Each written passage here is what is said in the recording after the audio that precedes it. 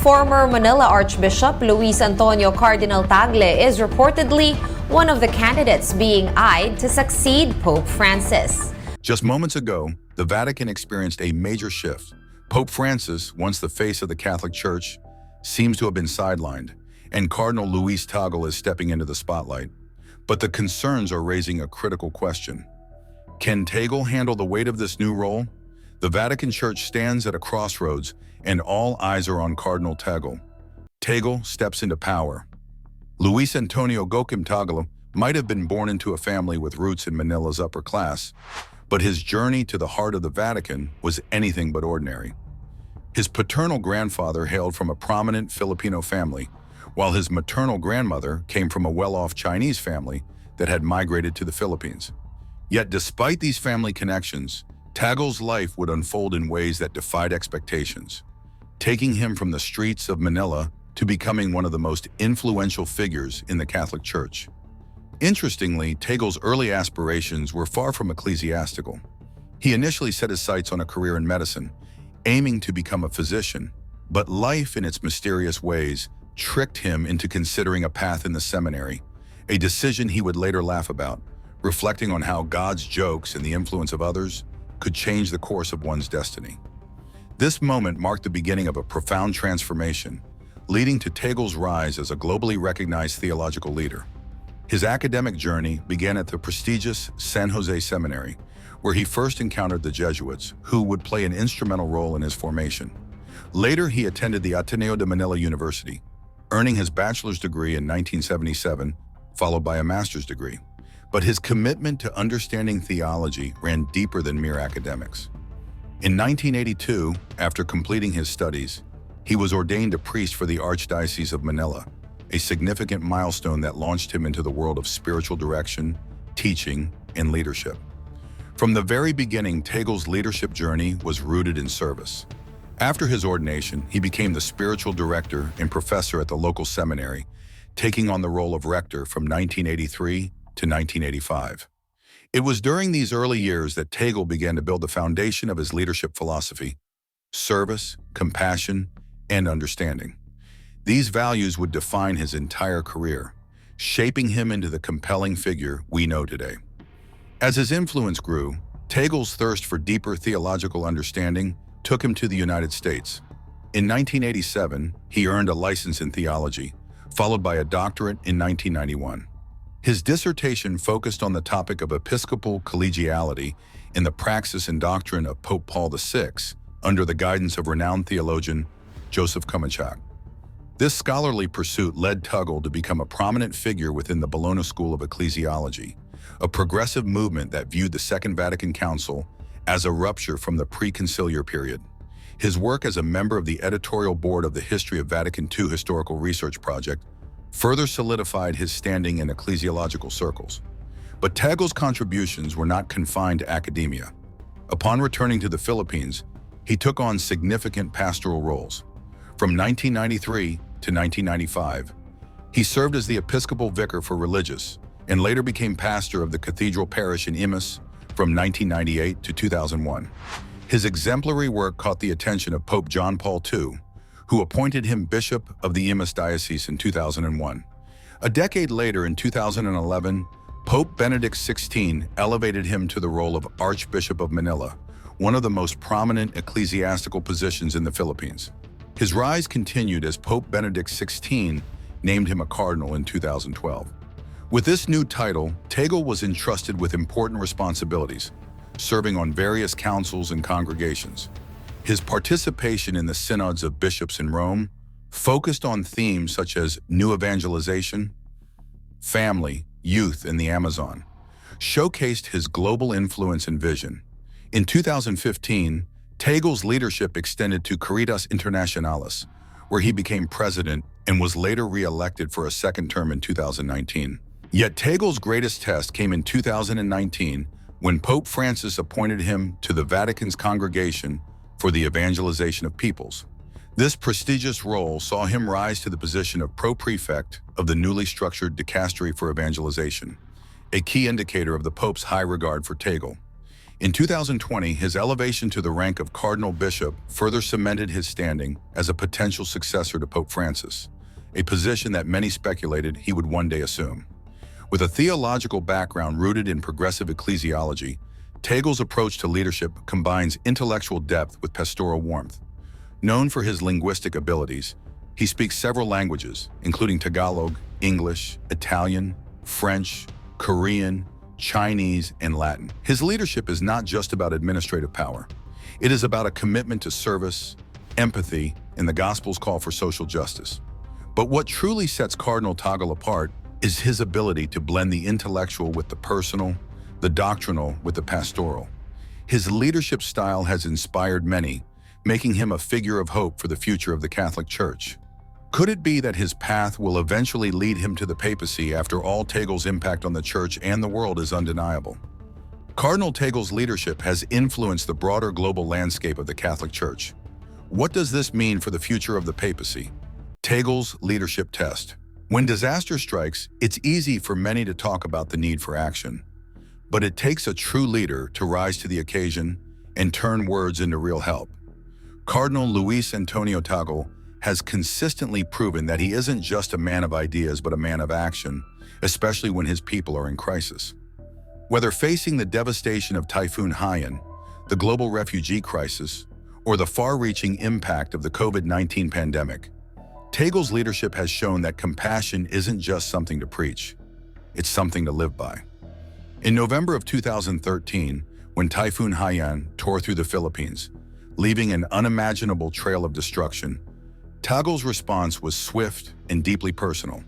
His visit to Tacloban, a city flattened by 195-mile-per-hour winds and a tsunami-like storm surge, was an emotional one. Speaking with the U.S. Catholic delegation, his eyes welled up as he recalled the devastation. But his words were more than just sorrowful reflections. They were a powerful call for unity in the face of despair. He spoke of how the storm survivors, despite their profound suffering, offered a lesson in resilience and faith. In that moment, Tagle shared, it felt like humankind could truly be united, transcending barriers of religion, politics, and history. But his leadership didn't stop at words. Cardinal Tagle's response to the disaster was rooted in practical help. Through Caritas Philippines, he coordinated the relief efforts, working closely with international partners, including Catholic Relief Services and Caritas Australia. The scale of the devastation was staggering. Over 6,000 lives lost, more than 28,000 injured, and millions displaced. But Tagle's focus was clear. Rebuilding wasn't just about restoring infrastructure, it was about healing people's hearts and souls. For Tagle, the church was not just a place of worship, it was a sanctuary of charity, a refuge where both physical and emotional needs could be met. His leadership style during this crisis highlighted his hands-on approach. It wasn't enough for him to simply speak about the need for compassion. He actively participated in rebuilding communities and providing shelter, food, and emotional support. Local parishes became hubs of healing, offering shelter and serving as distribution centers for relief supplies. Tagle's deep connection with the people of the Philippines made him more than just a spiritual leader. He became a source of strength and comfort for those struggling to rebuild their lives. But what about the other crises that the world faces? Tagle's ability to manage global challenges is just as remarkable. During the refugee crisis, he didn't just speak about the plight of displaced people. He led initiatives like the Share the Journey campaign to advocate for their rights and dignity. His passion for social justice shone brightly as he traveled the world, calling for a compassionate, united response to the needs of refugees. And when the pandemic hit, Cardinal Tagle, though facing his own challenges with health, took on the spirit of Mother Teresa, reminding the world that charity should be at the heart of our pandemic response. While Tagle's idealism and deep compassion may at times seem to be at odds with the pragmatism of others, it's clear that his vision is far from unrealistic. Yes, he believes in the power of love, but his actions speak louder than his words. His leadership has shown time and again that compassion, when paired with action, can create real, tangible change. Even in the face of overwhelming adversity, he doesn't simply hope for a better world, he works for it. So how does Cardinal Tagle balance his idealism with the realities of leadership? What does his approach to leadership teach us about the future of the Church and the world? The Church's struggle. The Vatican has long been a house divided. Over the centuries, deep theological and pastoral rifts have arisen, often manifesting in the stark contrast between conservatives and progressives. Today, these divides remain as persistent as ever, especially as the Church faces the complex challenges of the modern world. It's clear that tensions between differing views on issues like celibacy, women's roles, and divorce threaten to pull the Vatican further apart. But how can this chasm be bridged? Is there someone who can help unite the Church's factions without alienating either side? One possibility could lie in the hands of a leader with diplomatic skills and a unifying nature to heal these wounds. Someone who understands the intricacies of both sides and can hold space for dialogue without forcing conformity. Facing the polarized factions of the Church, especially between conservatives and progressives, requires not just tolerance, but wisdom. Wisdom that transcends rigid ideologies and calls for a more thoughtful, compassionate approach. The growing rift between traditionalists who hold on to established doctrines and modernists who push for reform could very well be managed by someone adept at both theological depth and pastoral care. But where does the Church find such a leader? One who can look beyond these doctrinal divides and focus on what unites the faithful. The key to this challenge may lie in a cardinal who, throughout his career, has consistently sought to build bridges between various camps within the Church. This person has the ability to engage in delicate conversations, knowing how to balance tradition with the evolving needs of the faithful. Not only has this cardinal demonstrated an ability to understand and empathize with the frustrations of conservatives, but he has also shown a willingness to engage in dialogue with progressive factions pushing for change. This rare skill could serve as the Church's greatest asset in resolving internal conflict. Consider the challenge of priestly celibacy, a touchstone issue that has divided the Church for decades. Some see celibacy as an unbreakable tradition, while others argue that it has contributed to the sexual abuse crisis that has devastated the Church's credibility. For many, celibacy has become a divisive rule, one that feels disconnected from the pastoral needs of a changing world. As the Church faces the painful legacy of the sexual abuse crisis, some have called for a deeper reevaluation of celibacy's role in the lives of clergy. Those who defend the tradition often do so out of legalistic concerns, while others call for a compassionate rethinking of its place in the life of the Church. Here, the Cardinal Tagle's approach offers a glimmer of hope. Rather than offering a definitive answer, he suggests a more thoughtful, nuanced consideration. His call for a fuller and more just understanding of celibacy within the Church's rich spiritual and canonical tradition shows a deep respect for both the Church's past and its future. He acknowledges the complexities of the issue, seeking to engage in an open, honest dialogue rather than impose a one-size-fits-all solution. By doing so, he invites both conservatives and progressives to engage in a conversation that doesn't just seek compromise, but understanding. Similarly, the Church's stance on women's roles, particularly in relation to the diaconate, has caused deep rifts. While some conservatives maintain that women's roles should remain firmly within traditional boundaries, progressive factions see the exclusion of women from key roles as a barrier to true equality. Here again, the Cardinal's leadership style comes into play. While he hasn't made sweeping pronouncements on the issue, he has shown a remarkable ability to open up space for discussion. His acknowledgement of the historical role of women in the Church and the ways in which women's voices have already expanded the horizons of theological discourse suggests a desire to allow the Church to evolve while respecting its traditions. The question remains, can these efforts, this diplomatic approach, truly resolve the rifts within the Vatican? Can a leader like Cardinal Tagle, who engages in open dialogue rather than imposing a top-down solution, truly heal the divide between conservatives and progressives? The future of the Church may depend on its ability to find a way forward that honors both tradition and the evolving needs of the faithful. What could be the next step in resolving the Church's internal struggles? How can Cardinal Tagle's approach be applied to other divisive issues within the Vatican? Tagle's bold vision. As the Church stands at the crossroads of tradition and transformation, there's a vision emerging, one that promises a more inclusive, compassionate future. This vision isn't just about adapting to modern times. It's about redefining what it means to be a church for the people, by the people. At the forefront of this vision stands a cardinal whose progressive ideas are starting to take center stage. His approach isn't just about maintaining the status quo or appeasing the loudest voices. It's about embracing a bold future where social justice, environmental responsibility, and inclusivity aren't just ideals, but active principles that guide the church forward. One of the core elements of Cardinal Tagle's vision is his commitment to social justice. The world today is rife with inequality, from systemic poverty to racial discrimination, and the church has long been a voice for the marginalized. However, under his guidance, there's a real sense that the church must do more. Social justice isn't just about talking the talk, it's about walking the walk and advocating for policies that ensure dignity for every human being, especially the most vulnerable. His progressive stance pushes the church beyond merely charitable actions into the realm of systemic change, urging not just charity, but solidarity with those who are suffering. As the church faces the environmental crises that threaten the planet, Tagle's voice has also called for a radical rethinking of the church's role in advocating for the environment. Climate change, pollution, and the depletion of natural resources are not just political issues, they are moral ones. For the cardinal, environmental advocacy is an extension of the church's call to care for God's creation.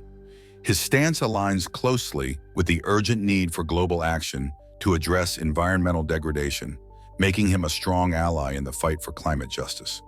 The idea that caring for the earth is inseparable from caring for the poor and marginalized is central to his approach, blending ecological responsibility with social conscience in a way that feels both urgent and deeply spiritual.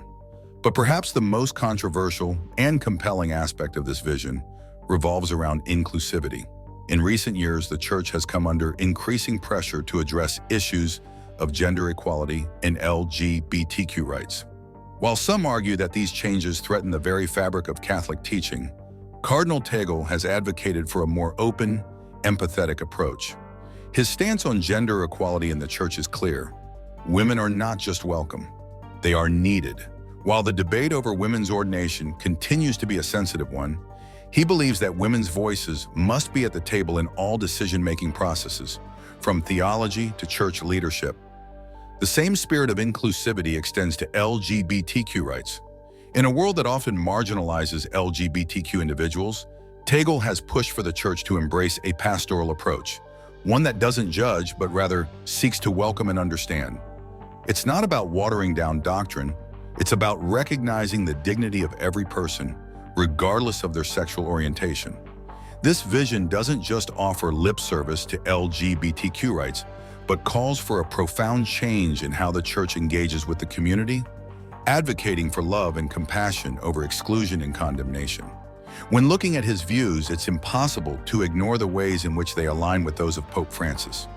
Both share a deep commitment to social justice, a focus on environmental stewardship, and a desire to create a more inclusive church. Pope Francis's legacy of advocating for the poor, challenging global economic systems that perpetuate inequality, and calling for action on climate change resonates deeply with the Cardinal Tagle's own priorities. It's clear that his vision isn't just a personal one, it's an extension of the pontificate of Pope Francis, one that will continue to push the church in the direction of compassion, inclusivity, and advocacy for the marginalized. The question now is, how will this progressive vision unfold in the church? Will Cardinal Tagle be able to carry this torch forward, or will the internal divisions prove too great to overcome? As the church contemplates these radical shifts, the question arises, can the church truly evolve while holding on to its deeply rooted traditions? What are the challenges ahead for those advocating for such profound change? Can Tagle handle it? As we wrap up this exploration of Cardinal Luis Tagle's path through the church and his vision for its future, it's impossible not to be captivated by the sheer scope of his potential. The story of Tagle is one of a man rising to prominence at a time when the church desperately needs fresh leadership, someone who can unite, heal, and guide it into a more inclusive, compassionate future. His journey through the ranks of the church reflects a commitment to service, to understanding the world's most pressing issues, and to balancing the church's rich traditions with the demands of an ever-changing global society. Tagle's leadership during the crisis has already proven his mettle.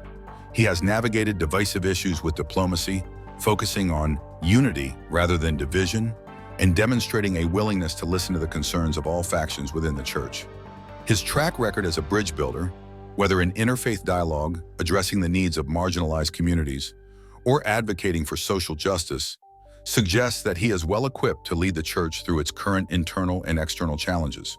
He has not shied away from tackling difficult topics like priestly celibacy, gender equality, and LGBTQ inclusion, often approaching them with a blend of empathy and pragmatism that encourages deeper reflection without alienating anyone.